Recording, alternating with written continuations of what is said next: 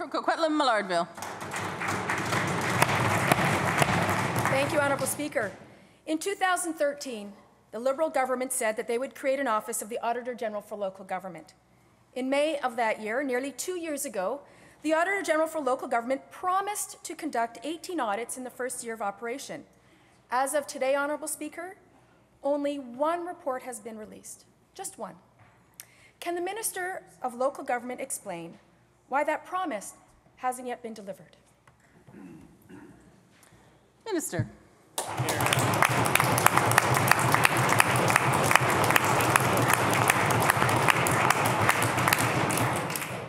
Thank you very much, Honourable Speaker, and thank you to the member opposite for the question.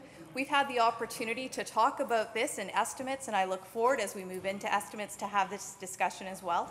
The important thing to understand about the Auditor General for local government is that it's an agency that's outside of government. They have the autonomy, and you know that with the Audit Council to perform that. We continue to have that dialogue, and we look forward to those audits coming forward in the spring.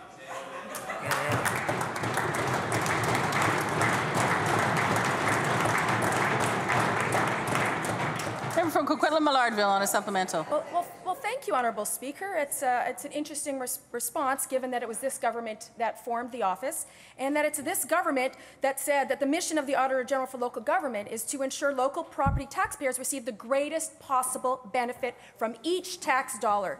And this comes at a cost of $2.6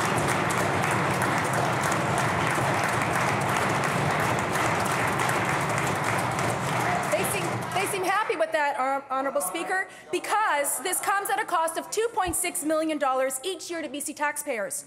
So does the minister believe that $5.2 million for one audit over 2 years is good value for money?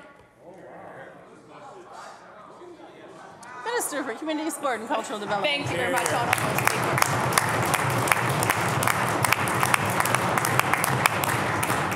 Speaker. We are always looking for ways that we can support local governments with efficiencies and accountability. Ultimately, all BC residents stand to benefit from the work of the Auditor General for local government as it identifies ways to help local communities deliver effective, efficient, and economical services to taxpayers.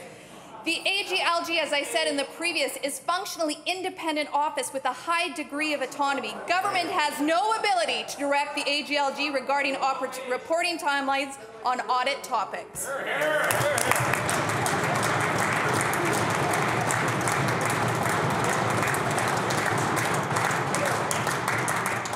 Member for Nelson Creston. Thank you very much, Madam Speaker. Well, the taxpayers are footing the bill. They're footing $5.2 million over these last 2 years, and they were expecting to see roughly about 36 audits. They promised 18 audits for the first year. We were expecting 18 audits. Then the second year, big promise, we expected delivery. We expected 36 audits. We got one, Madam Speaker. That is a major shortfall if I have ever seen one.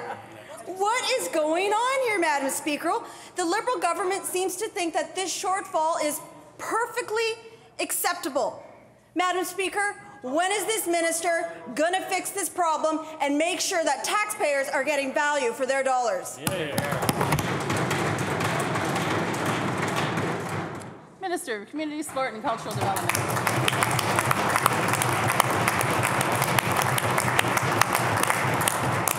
Thank you very much, Honourable Speaker. And is that an idea that I'm hearing? Because I believe that you didn't support the Auditor General for local governments, and now we hear a position. So thank you very much. It's great to have that clarity. Flip-flop.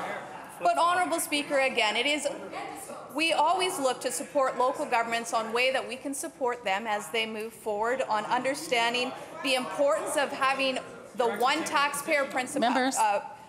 There is only one taxpayer, Honourable Speaker, and it is important for us to support local governments as we work through this. Honourable Speaker, I will remind everybody in the House that we did just finish a local government election. It was an opportunity. We talked with the Auditor General for local government. We heard from members opposite that as you go through a transition, and there's many members that have had local government experience, that there is a transition period currently happening with local governments where people get elected, they're going through budgeting processes, they're also going through their strategic planning session.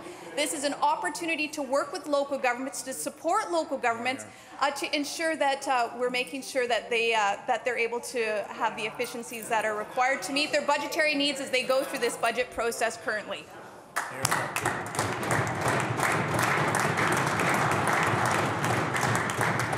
Nelson Creston on a supplemental. Madam Speaker, $5.2 million. This has got to be the most expensive report British Columbians have ever paid for. British Columbians would rather see dollars go to things like violence against women.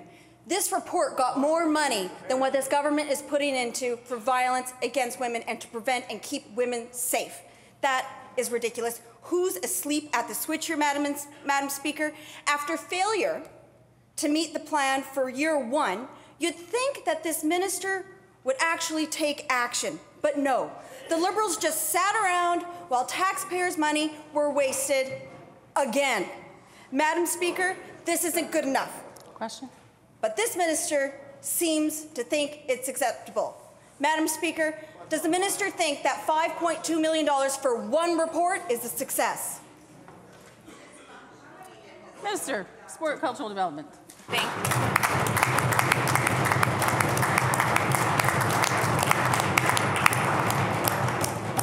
Thank you very much, Honourable Speaker. And again, I thank the member opposite for the question. We do feel that there's great value in supporting local governments, ensuring that they have the supports around fiscal management. The AGLG, again, is a functionally independent office with a high degree of autonomy.